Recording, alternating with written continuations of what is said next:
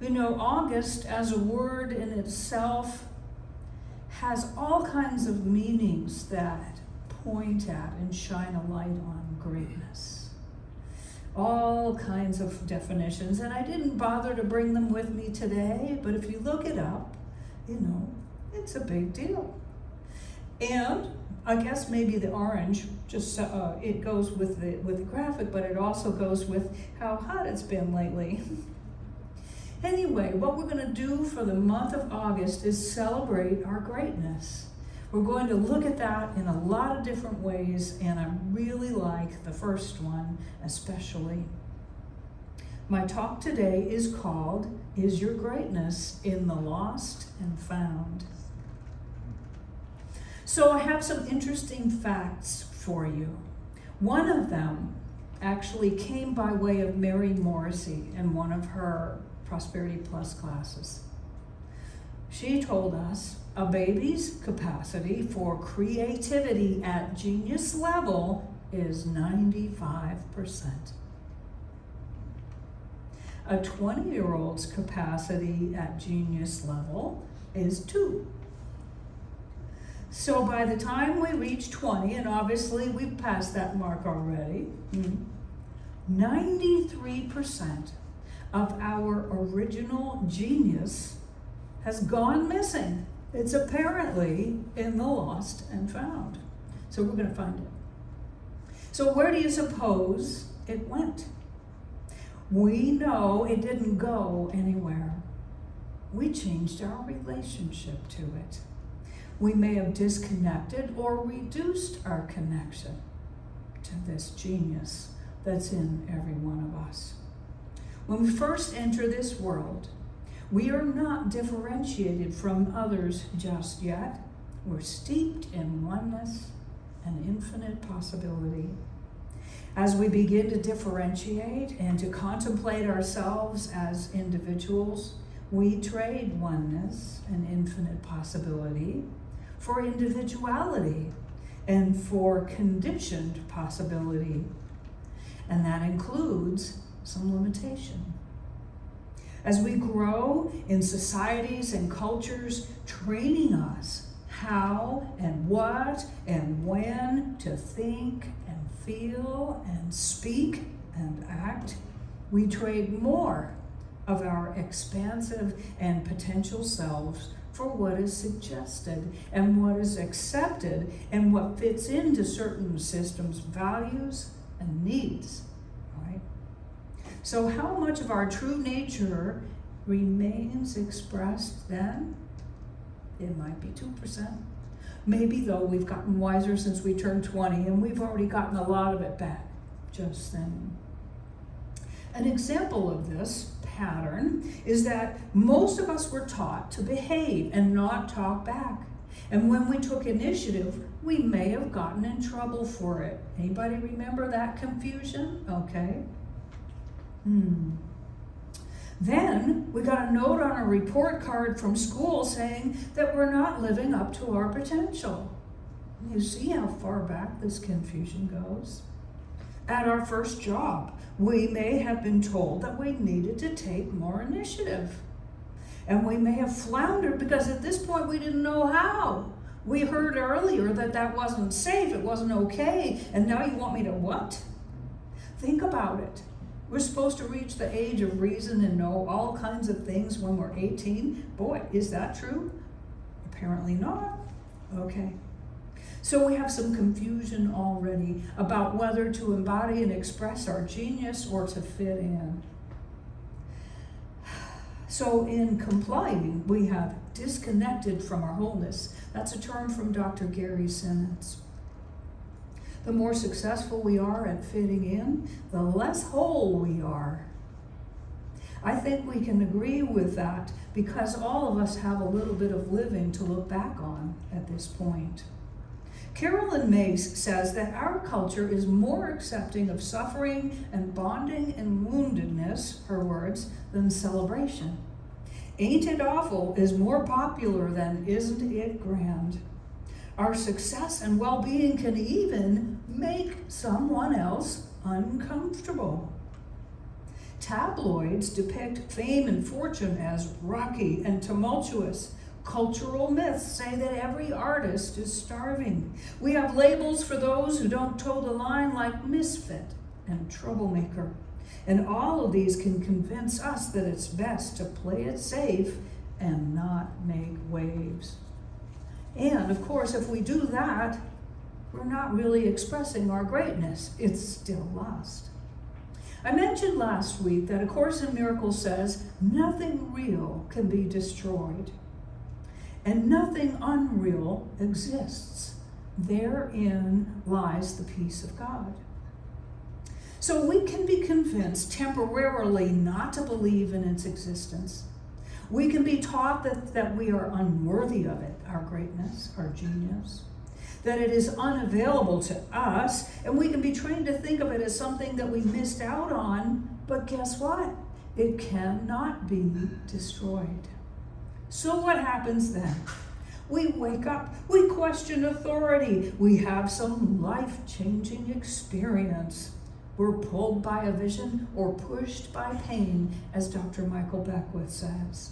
And you know what? That still small voice is not so small after all. It's like a pilot light that won't go out. And as we give it the fuel of our dreams and creative imagination, it grows.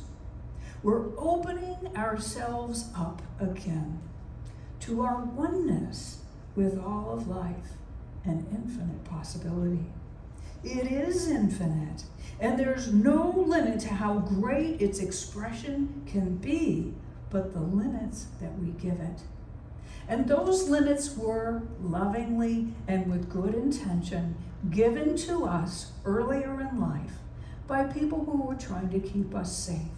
So we don't need to beat them up or their memory.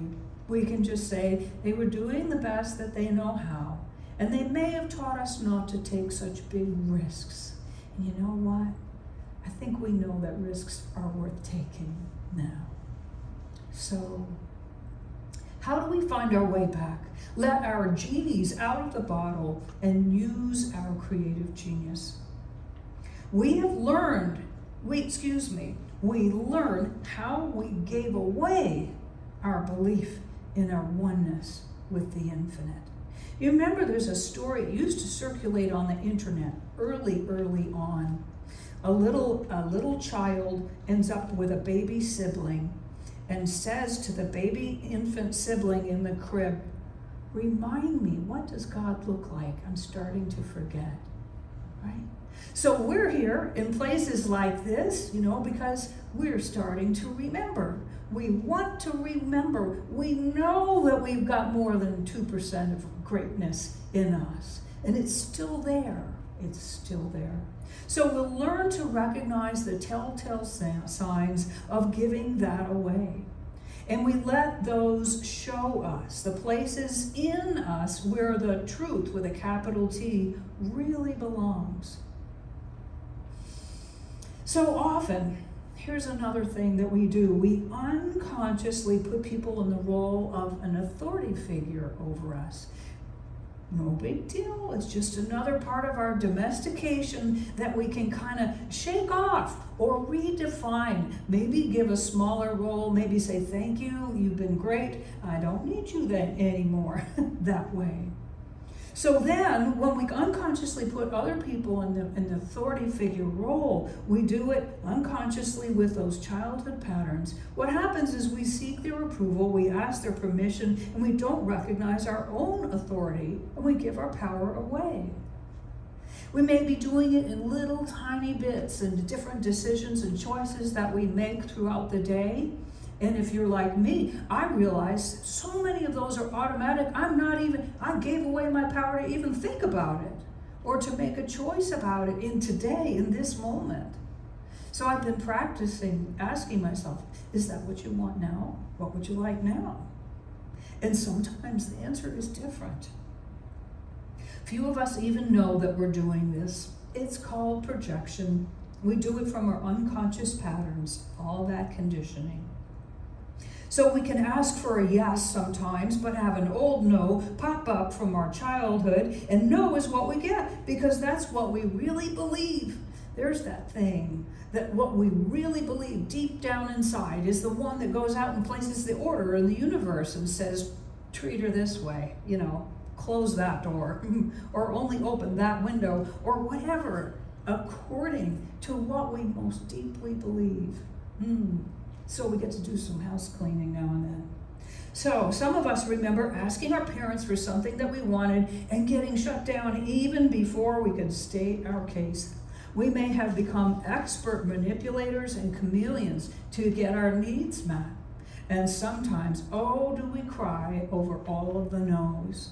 One of the things that I've realized is I brought no from this time in my life into today, and no is actually not here except for that I brought it.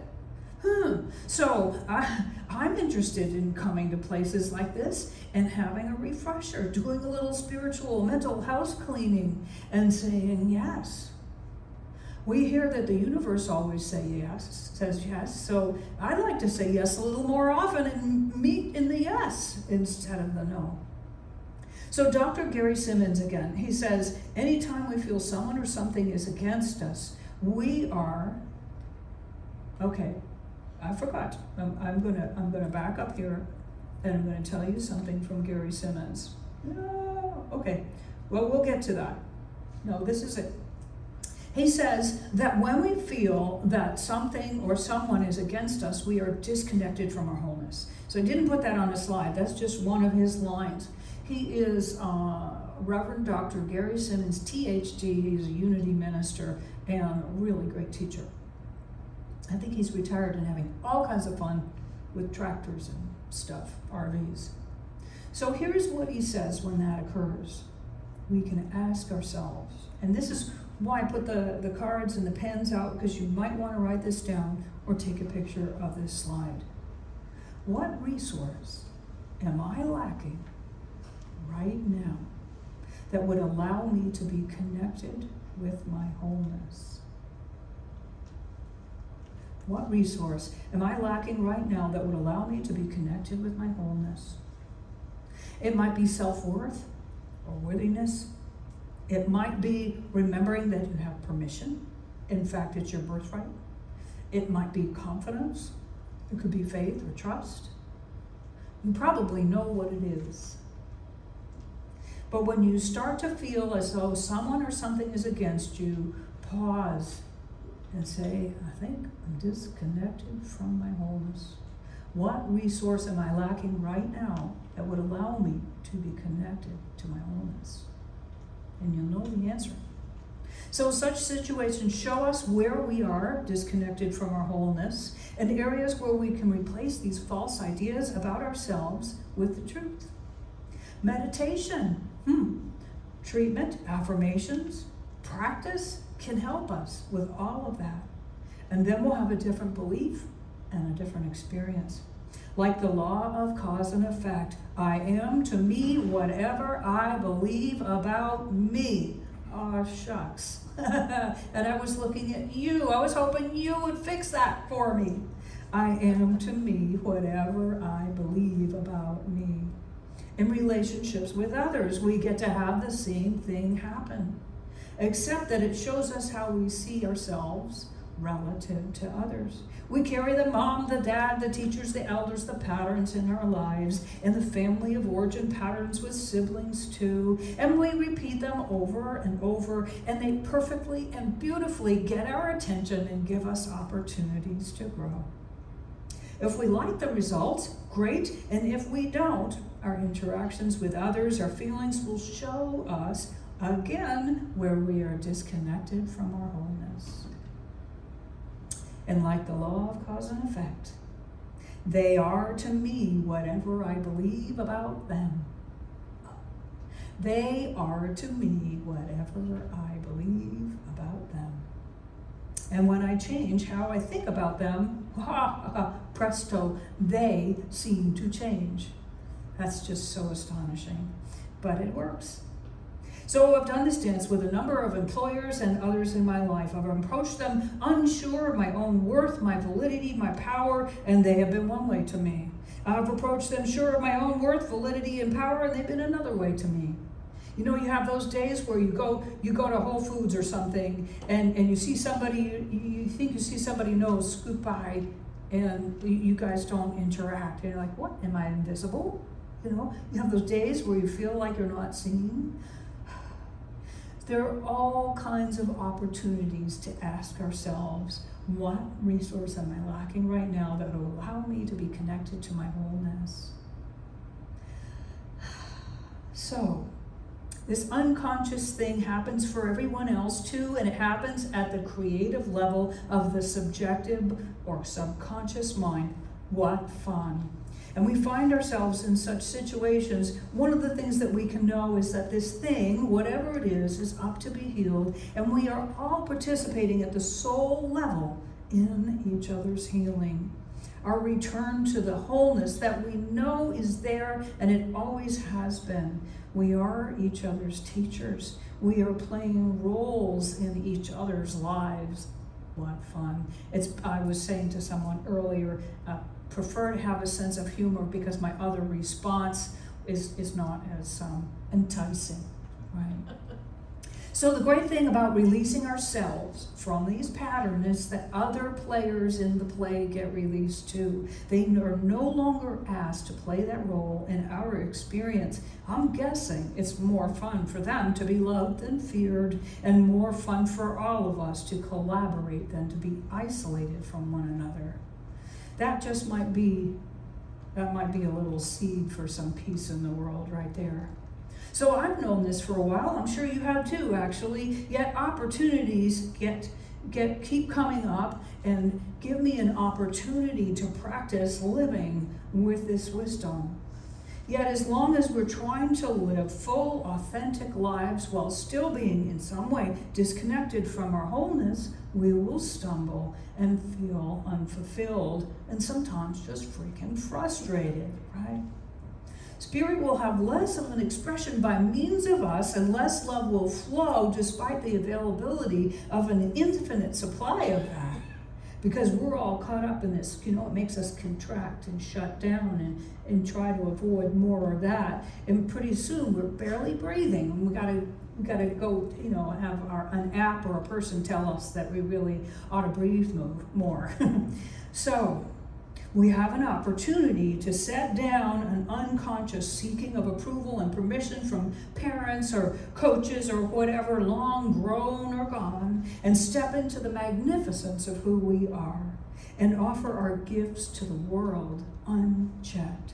In so doing, we liberate our keepers. We liberate ourselves. We liberate those who are looking to us for an indication of their own worth, their own validity, and their own power. Like while you're going through all that, somebody's looking to you for an example. I'd rather be a better example. So let's get back into our wholeness and keep that up when we talk to those people who so beautifully show us where we're ready to be more sure of ourselves. I invite you to try this on for size and see what happens. We're here, aren't we? It's an experiment, and we've got time. Like my license plate says, while I breathe, I hope. Take this home with you and consider what resource you could use from your big toolbox that would restore your connection to your wholeness. And then takes the next step or make the next choice. I'm certain that your greatness will show up and your life will be improved.